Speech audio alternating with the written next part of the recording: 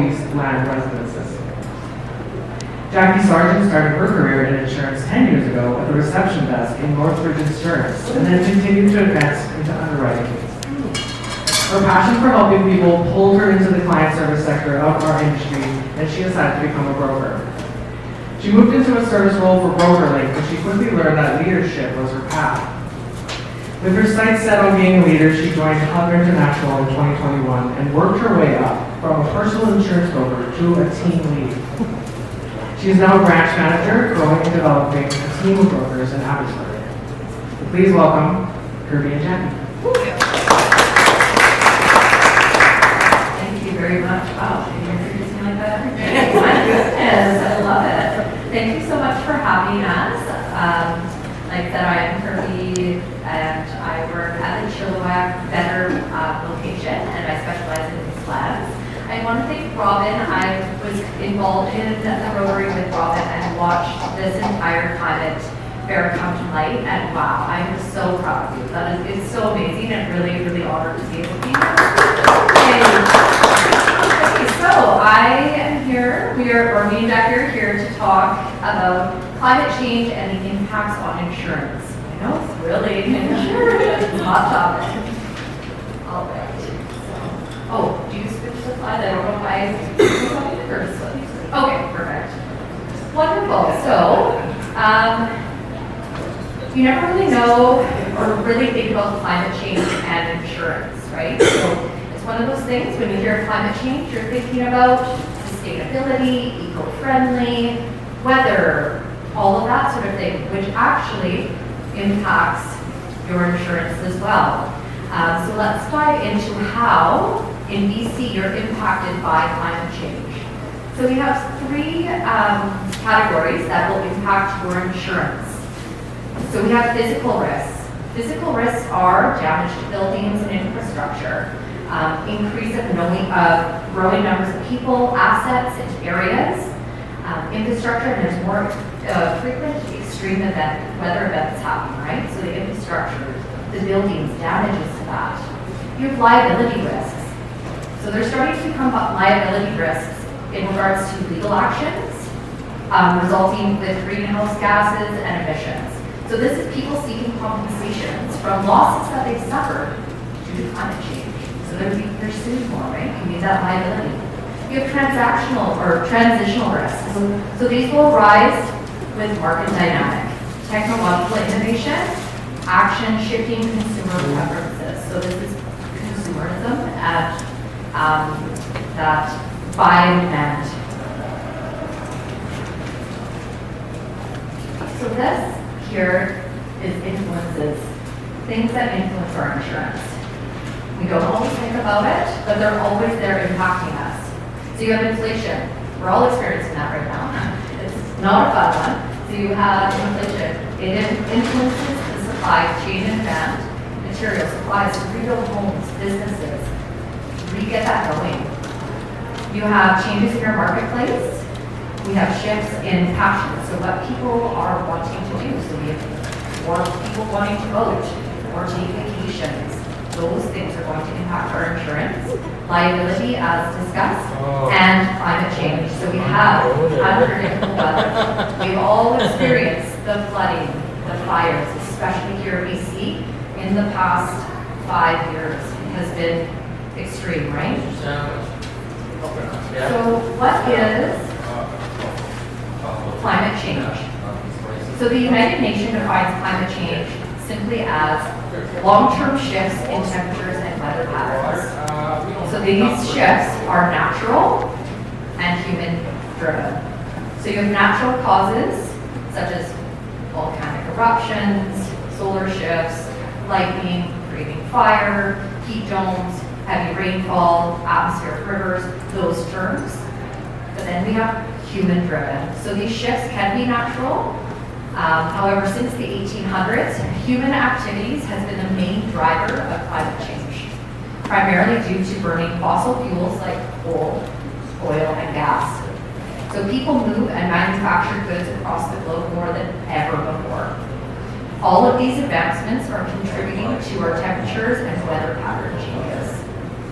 Some of the top 5 countries that also contribute to our contributors of commissions, of emissions, is China, US, India, Russia, and Japan. So we have that all impacting what is happening globally.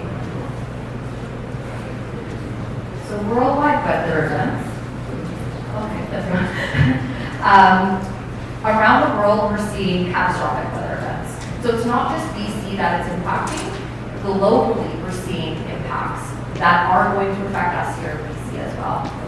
So some worldwide events are snow in Madrid, sandstorms in China, droughts, flooding, fires in Greece, the California fires, which we definitely hear a lot about because they are our neighbors to the south, the fires in Australia and all of those floods. So these worldwide events will impact what insurance companies will cover.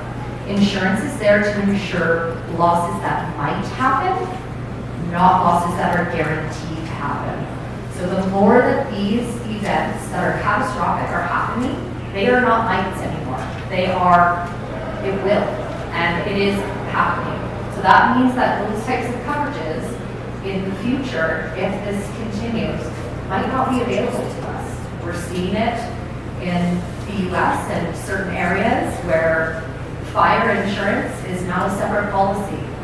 You might not be able to get it, or you have to pay hundreds and thousands of dollars for it. So it's becoming more and more expensive. I was in recently last year in New Orleans and got to talk to people about the hurricanes. And people are just rebuilding their homes because they cannot afford to insure and keep reinsuring their homes to be rebuilt because it's just too much money each year. Well, you want hurricane insurance? Well, here's $20,000 it's going to cost you. So these events are really, really going to impact you, and then it's impacting the families. Well, we can't move anywhere. Where are we going to go if we can't rebuild here? Where are we going to go? We've grown up here. So it really does have that. So let's look closer to what more local events that are happening in BC. So we have forest fires, flooding like we've never seen before, droughts. We've all been there with the heat dome. I mean, I'm a sun and heat lover, but my plants are suffering. We have ice storms, hail, and all of this type of things happening just in the past 8 months. Even terms like atmospheric river becoming more and more common. So looking at events in 2022, so this is a chart from 2022, not 2024, we don't have those stats yet. But this slide shows the number of weather-related events across Canada in 2022. And this is the amount that insured the damage, or estimated insured damage, 3.1 billion. That's not just my golf clubs were stolen from my garage and I want to make a claim. It is my house is being affected by winter storms, tides, fires. All of these catastrophic events are impacting what insurance is paying out to these claims. So the insurance industry used to expect 1 to 2 extreme weather events across Canada. Now they expect 1 to 2 extreme weather events per province per year. So not even across Canada, per province. So a huge terms that do impact insurance now is things like atmospheric river and heat dome. So those coverages, so insurance companies have to look at that and what are we covering? We have new terms now, we have new different types of events. How are we putting that into our, what the coverage is going to be available for you? And the next one is, so these are events that are impacting insurance. So these are the top events that took place within Canada. So we have the two highlighted here, which was a windstorm in 2022 and a hurricane Fiona as well in 2022. So you have $1 billion and $8 million put up, like just a crazy number. And thinking about how many of those people were actually affected by that. They're having to rebuild towns. I mean, we have Fort Mac, we have Lytton. It's not 1 or 2 homes we're rebuilding, we're rebuilding cities. Okay, and then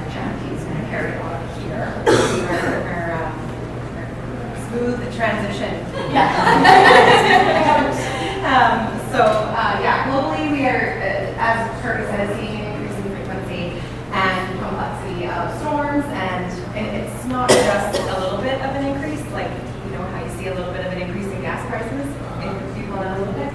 It's large, it's 10 times as much as it used to be. So additional factors adding to the complexity of climate change and your insurance premiums. Aging infrastructures. Many of our roads, drainage, and buildings are not prepared for some of the climate events that we're seeing, so they're being damaged and need to be rebuilt. When we talk about an atmospheric river, which is something I've never heard before the last 5 years, like in 2021, there was no place for the water to go, so it created a huge flooding disaster. Hotter temperatures, and they're predicting a larger number of forest fires. We have a main concern about Whistler, because all of those houses are built from wood. They have wood shakes on the roof. They're completely, the whole town will go up, basically, if there is a forest fire and they're right beside the trees. So what we're trying to do now is work with FireSmart in the places where we're seeing a lot of these disasters. It's an educational campaign just to let you know what you can do around your own home, what you can do to make it better for you to be more fire safe. So metal roofing, 75-foot clearance around the home, nothing combustible around the home, so keeping that really far away or having somewhere else to store it. The past few winters we've seen major freezing, like our buildings are not made here. Our buildings are not made here, thank you, to be at -15, -20. So we're seeing freezing events as well. So there's really nowhere to turn. We're seeing fires, we're seeing freezing, we're seeing flooding just over and over. And then adding COVID on top of that with the increase in supply chain demand, we're just having issues with shipping materials. And all of these things affect your insurance premiums and what kind of coverage they're going to offer. So what about insurance in BC itself today? We are an evolving marketplace. We try to keep up with, you know, some of the newer things. So we're going to see those climate-friendly houses aren't covered yet because insurance is for the masses, and we just don't have coverage for certain things yet.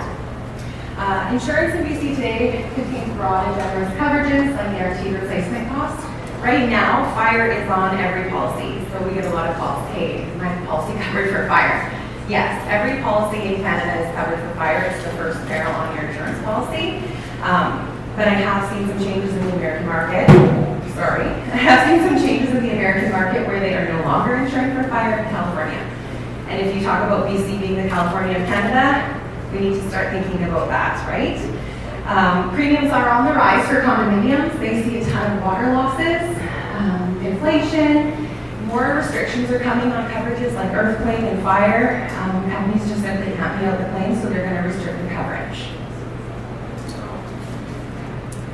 So what can you do to ensure that you're going to have the coverage you need to make sure your losses are covered in the event you have one? Because that is my job as a broker, to make sure that you are covered in the event that you have a loss. So we would definitely say not to reduce or remove your coverages like enhanced water and earthquake. Talk to your broker and see if maybe there is some way to increase your deductible, or if there's other discounts you're missing out on, or if we can take your policy to market, because those coverages, if you take them off, you may not get them back. So it's not something that is going to always be offered. So it's just something really that you need to consider when you're looking at reducing coverage. Is never something I would recommend. Loyalty matters in the insurance marketplace. We can definitely go to bat for you. We can fight for a claim for you. If you've been with the company for 20 years, that's something that we definitely can talk to them about.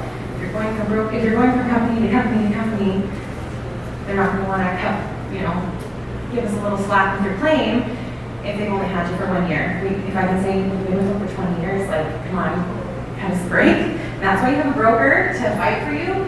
A lot easier when you're loyal to your carrier and to your broker. So those are some things that you can do personally on your own policy. I wanted to touch as well on Hub's Climate Action Partnership. So Hub's partnered with Nature Force, and it's an initiative with a bunch of insurance companies. They are all together. They support, the insurance industry supports this to contribute to climate change. Hub's Climate Action Partnerships with Ducks Unlimited is funded through a group of sponsors.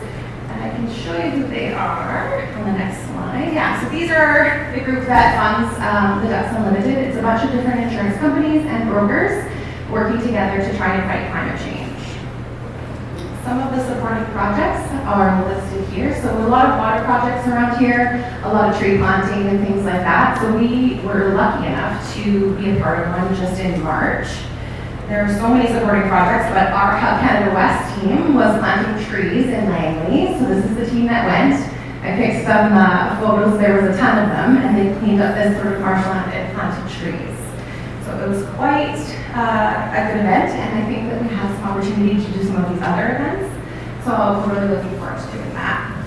Does anyone have questions?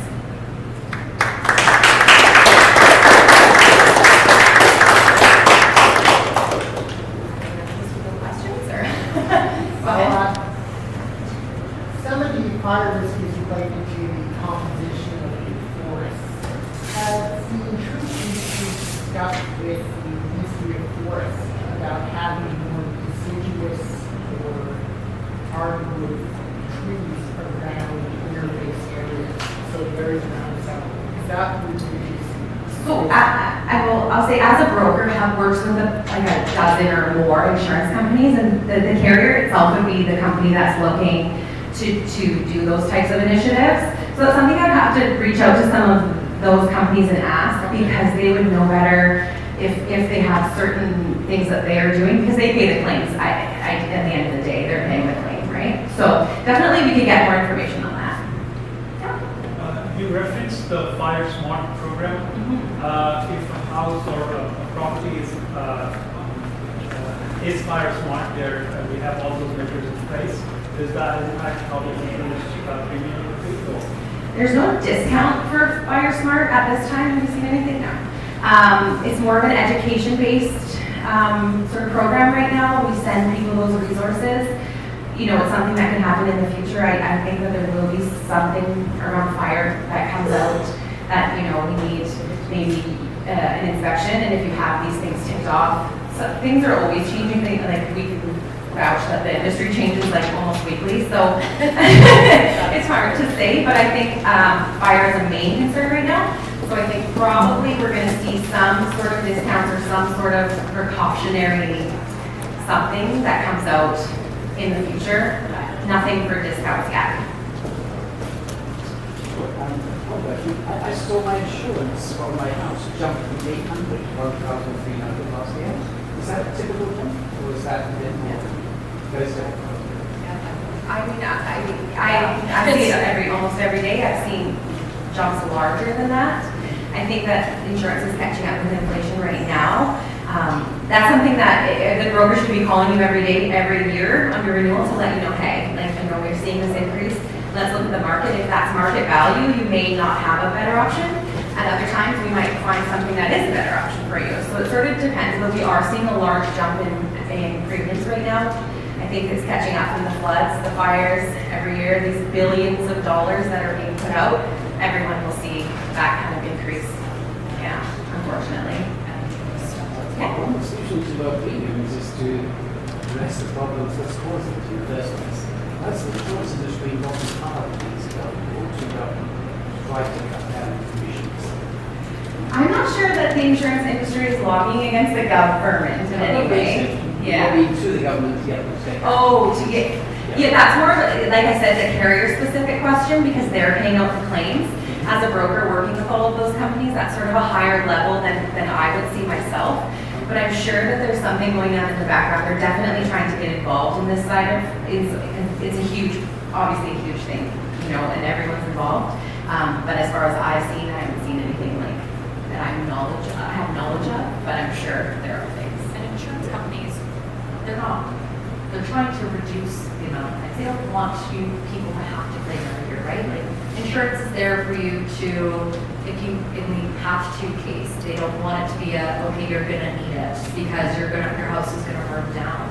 So they want to do as much as they can, like the Fire Smart thing, educate homeowners and even businesses, and how are you as that person living in a home or a owner of a rental home or anything like that, preventing a loss that happens, right? So they want to make sure that's going on, and I'm sure, like Jackie was saying, on the insurance company's end, I don't know enough about what they have going on with the government or anything like that, but I'm sure it's definitely a priority for them to make sure prevent as many of these losses as possible. Because at some point, I don't know, if all the fires keep going on, I don't know if anybody's going to need to rebuild or they can't rebuild, right? So it's hard, yeah. It'll affect profitability at the end of the day in business, right? So if it affects profitability, they're gonna try and do something about it, right? They can't pay out more claims than they can afford to pay out. That's when you start seeing companies claw back on coverage, like no more fire and no more earthquake, that sort of thing. So I'm sure in the background there is a lot going on that I'm not privy to, yeah, for sure. I have a cabin that's off the grid and the insurance is astronomically high. Do you have some insight? You know, for example. Oh, yeah. So off-grid, yeah. So a lot of factors happen when you're off-grid. So when you are out beautifully in nature, you're also far away from fire hall, fire hydrants, city limits, and that affects insurance. How fast can a fire truck get to you if there's a fire? What is you're more of a risk when you're out there, so it does become. And then what is your home build-up? Is your home older? Has it been updated? Is it a log home? Do you have sewer on there, or is it maybe well system? So all of those factors will play into premiums, and usually that comes with acreage. So you're also covering liability for that property. So if somebody were to cross through or injure themselves, or you're injuring, or something's happening on that property, it's also a liability risk in that sense as well. So unfortunately, it is a higher premium when you're trying to live in the peacefulness of the far off or farms or anything like that. They fall under a different category, and it's usually a specialty risk sometimes, yeah. Yeah, there's a lot of markets, a lot of insurance companies that won't take certain risks. If you have a home that's too old, your roof hasn't been updated, you haven't updated your hot water tank, you haven't updated plumbing, your premium's going to go up because your house becomes more of a risk to an insurance company. Or they're going to say, no, you know what, you haven't updated anything and we're not going to renew you this year. You have to look for an alternate insurance company, which means going to a specialty market. And that specialty market is higher premiums because they're paying out.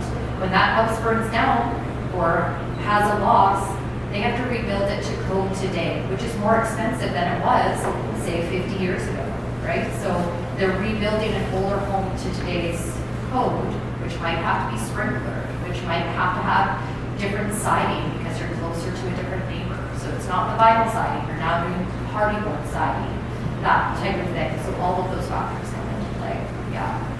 Thank you, Kirby. No, thanks.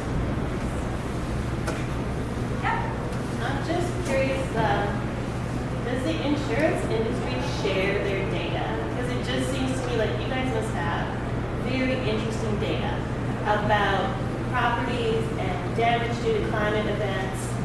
And like, are you able I don't know to if they share shared it publicly. We are privy to some of the data, like you saw about the amounts of losses. Usually it'll come out like a couple of years later after everything's been paid out, because it can take, you have a 2-year time limit after you've made a claim for that claim to pay out. So usually the data is like 2 years old, so that all the claims have been paid out and everything is settled and they know what the actual loss was. I'm not sure that it's shared publicly.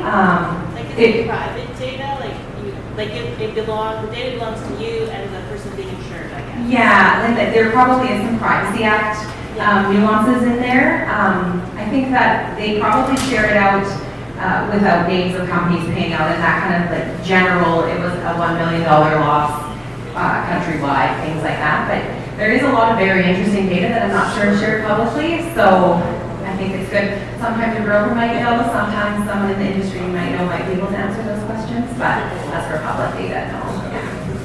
Yeah, I think ICBC usually has, and I mean, that's not so much home, but ICBC usually yearly or annually puts out the amount of claims and that sort of thing, and they'll do a government thing on that. But so, for example, if you use the ICBC example, they're able to look at intersections where there's high traffic incident, and that drives change in how that intersection looks and is configured for traffic flow.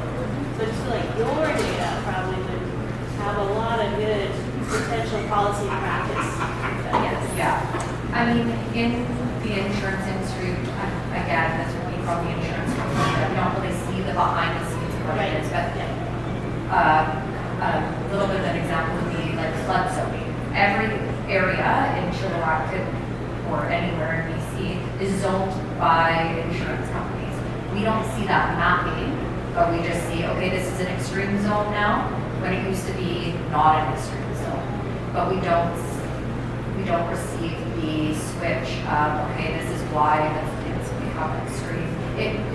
Flooding is different because it falls on how many years ago was a flood, and obviously 2021 was a catastrophic year, so that has changed flood mapping for insurance companies in the Cruiser Valley. And they do zone things in that way, yeah. There's also a section of insurance that's like just managing risk, and they would probably see some more of that data and use that in their day-to-day. For Kirby and I being on the front lines, we maybe don't get that data as much, but someone in the company is definitely finding out where all the floods and the fires and all the data and using it to mitigate risk at the end of the day. That's the end. Thank you. I just want to say thank you on behalf of the Rotary. We have some reclaimed wood made by a Rotarian, Mr. Clegg there in the back in blue. So one for each of you. There's a cloth in between. So please give him another round of applause, and thank you for this presentation and the reminder of all the different costs of climate change, not that there's a just to climate loss, but every single element of our lives will be impacted, every single one, including insurance and beyond. So thank you for that reminder of coming here. Thank you. Thanks for having us.